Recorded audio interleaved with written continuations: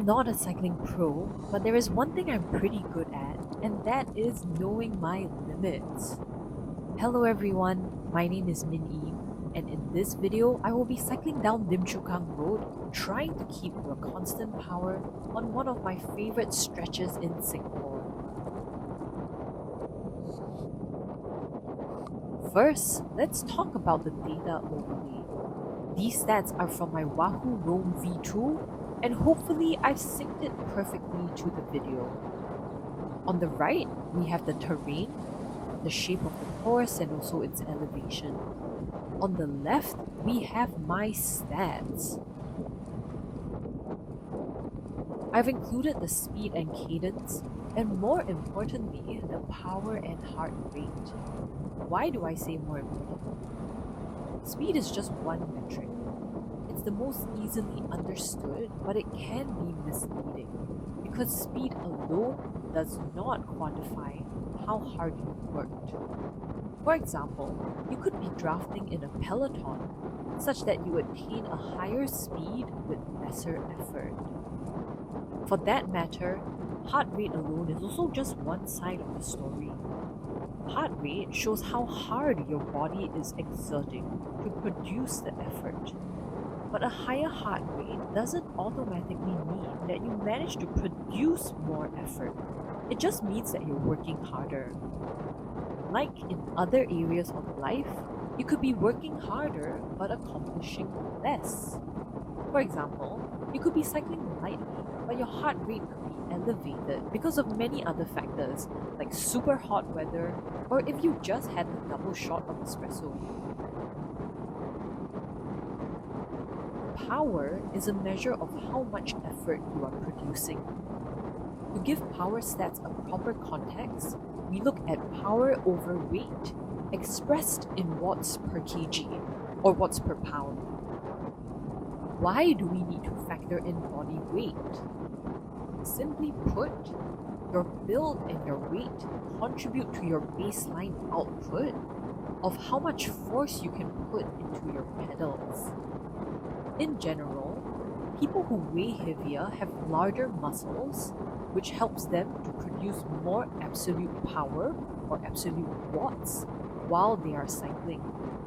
So in order to have a more objective comparison between cyclists who have different body weights, we therefore look at power over weight, which tells us how efficiently a body utilizes its mass to produce power. So Lim Chu Kang Road, like many roads in Singapore, is generally quite flat.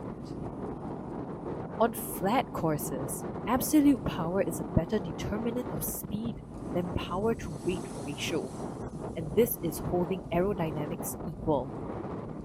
Whereas the steeper the gradient, the more important the power to weight ratio is in determining our cycling speed.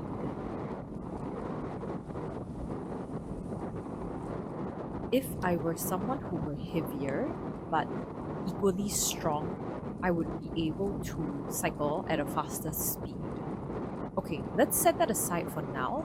I want to talk about how I tackle such segments where it is straight, somewhat flat, and also, I guess, pretty constant in terms of the traffic lights.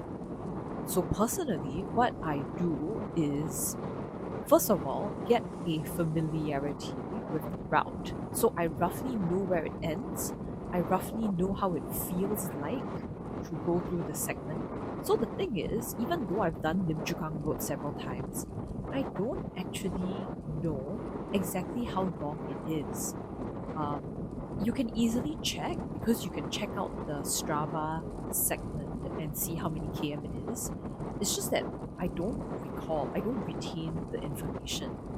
But never mind, this isn't a race anyway. It's more like I just want to know so that I can pace my effort throughout.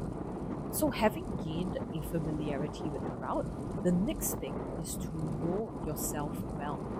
So if you know that you tend to go really strong at the start, but are unable to sustain the whole entire route. Okay, I'm smiling because I saw a bunch of guys having a nice sunrise photo shoot. But anyway, if you know yourself and you know what your tendencies are, you know what your preferences are, then you can work with that knowledge and just make sure you prioritize being able to sustain a power output throughout the whole entire segment that you want to sustain the speed for.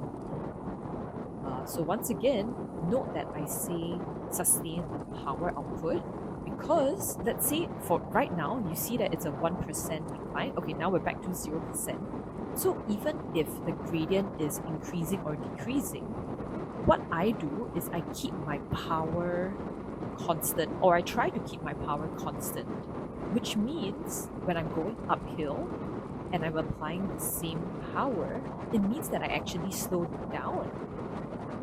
So I don't think we have enough time in the video to talk about why why that is so. Maybe that's for another video. But yeah, so those are just two of the things that I keep in mind when I'm trying to keep my power steady. At the end of the day, consistency is efficiency. It is actually much easier if you pace yourself, you keep to a power pacing instead of having your power fluctuate up and down, because it is more tiring for your body to adapt to higher power outputs and lower power outputs. I mean, of course, you might not have a choice sometimes if you are in a peloton because the peloton decides the speed. And sometimes you might not have that choice if there is traffic around you. So sometimes you might feel the pressure or the need to speed up so that you yourself do not hold back traffic as much as possible. Anyway, it's been great having you. Thank you so much for watching my video. I will see you guys next time. Until then, ride safe and ride on.